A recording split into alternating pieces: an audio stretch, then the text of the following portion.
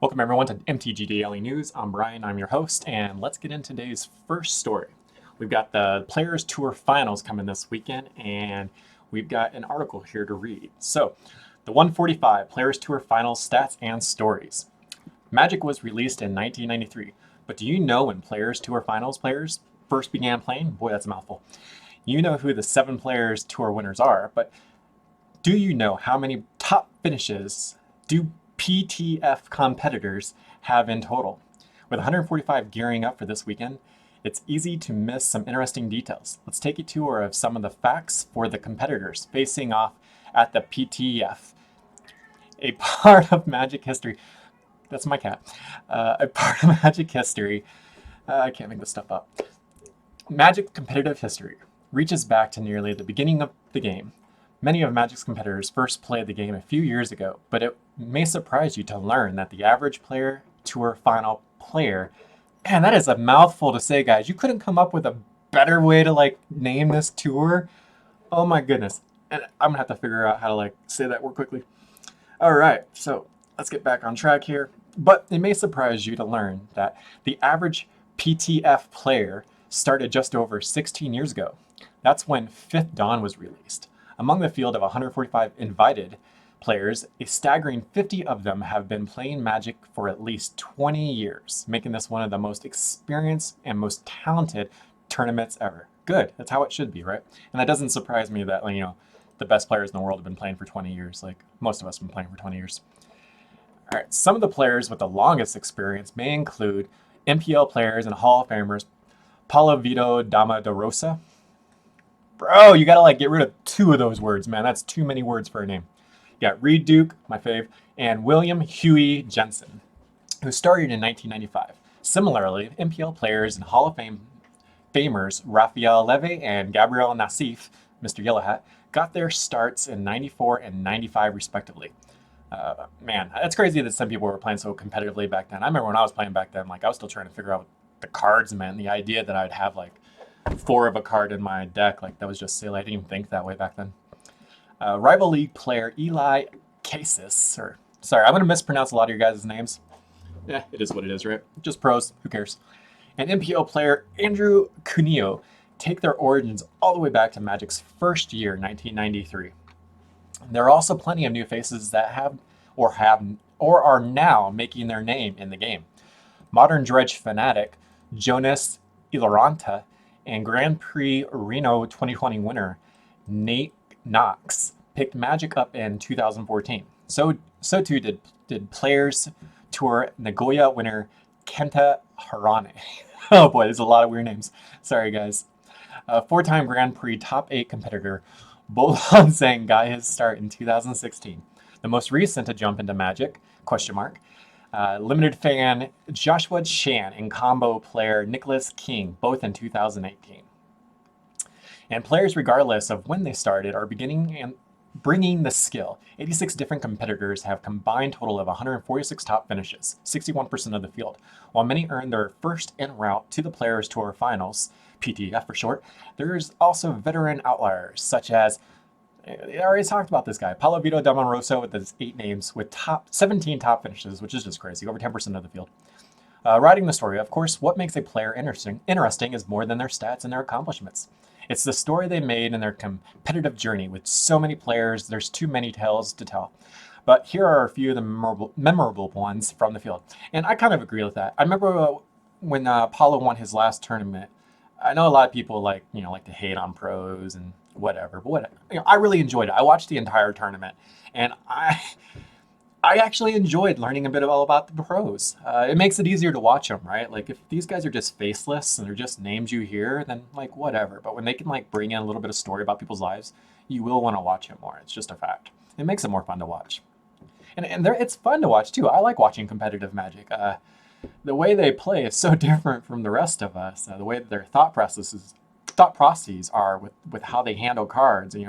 Often I'll see a pro with a hand, and I'm thinking, ooh, I'd play that, or I'd play this, and they don't. They play so differently with their cards and how they use them and how they manage their resources. I learn a lot watching pros, that's for sure. I learn the main thing I learned is that I really don't know how to play Magic half as good as these dudes. I probably never will, but that's okay.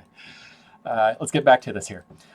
Edward Sajgalik has been a pro player and coverage caster for years, but in one opening he had to qualify for the PT Player Tour online events. He made the most of it. Sorry, I butchered that sentence, guys. Being undefeated day one after having low confidence in my deck or play abilities definitely surprised me, he said. The main surprise is the path through. The one weekend I had no coverage assignment for the Magic Fest Online series, I won the final LCQ and into the tournament. That got me 10th place and into the Players Tour, which chained into top eight and qualification for this event. Grand Prix Phoenix was host to one of the first pioneer events in competitive Magic, while Inverter of Truth decks and Bant Spirit decks were all the rage. Ben Whites won the event and an invitation to the Players Tour Finals with a mono red deck that used a card nobody saw coming. I won a Pioneer Grand Prix with Satire's Cunning. You can see the card right here. In my deck, he explained which has spawned countless jokes and memes, and I got about 100 messages afterwards asking me if it was true. It absolutely was. I also won what seems to be the last Grand Prix ever, unfortunately, which is cool but also morose. Wow, big words, boy, big words. All right, here's the deck he had, guys. Mono red. What's to be said? He got the one jank card in there, and I like that. Like, you got to show up to tournaments thinking counterintuitive to the rest of the field, right? Like, that's how you win tournaments. As one of the last tabletop Magic competitions earlier this year, memories like those from Grand Prix Phoenix will continue to be treasured until we can gather to play again someday. Whites is far from alone in memories from playing with friends. Likewise, Tommy Ashton, a longtime competitor at Grand Prix and Players Tour level events, finally made his breakthrough to a top finish at Players Tour Phoenix. But it wasn't just a victory for him. I qualified for the Players Tour Finals via my first PT top 8 at Players Tour Phoenix, he shared.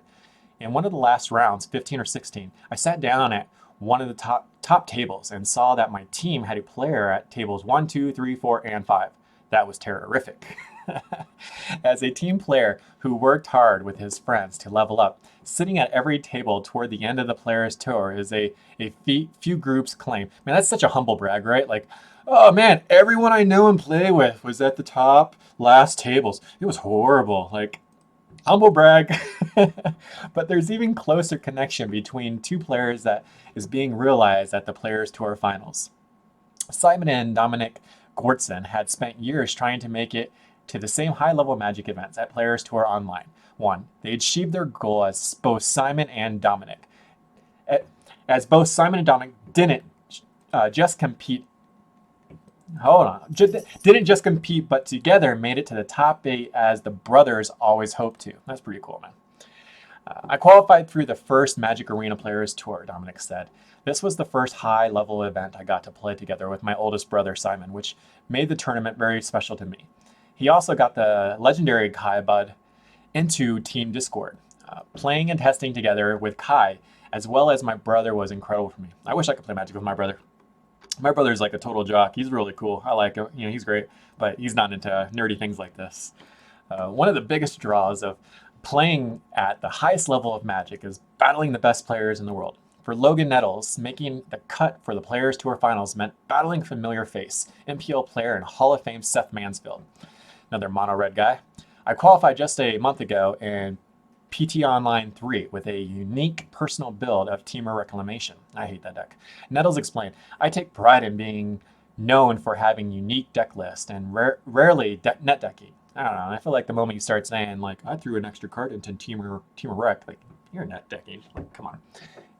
My best memory from it was beating Seth Mansfield deep into the tournament because despite me having a good matchup on paper, anytime you defeat Seth, it's unforgettable, especially for high stakes. Facing off against and then defeating one of the greatest players in the game is more than a dream. It's a rite of passage every competitor must face as they make their way to the top. Man. Players like Nettles, This guy's really like all about himself there, and he's very humble. Players like Nettles will need to do it again at the Players Tour Finals to keep their hopes alive for the 2020 season grand finals. Watch these stories over here. You can click this link and unfold live over at Twitch beginning in just a couple days. All right, so that's Players Tour Finals coming this weekend, guys. Hope you enjoyed this article. The next segment will be coming up in a couple hours. I'll see you then.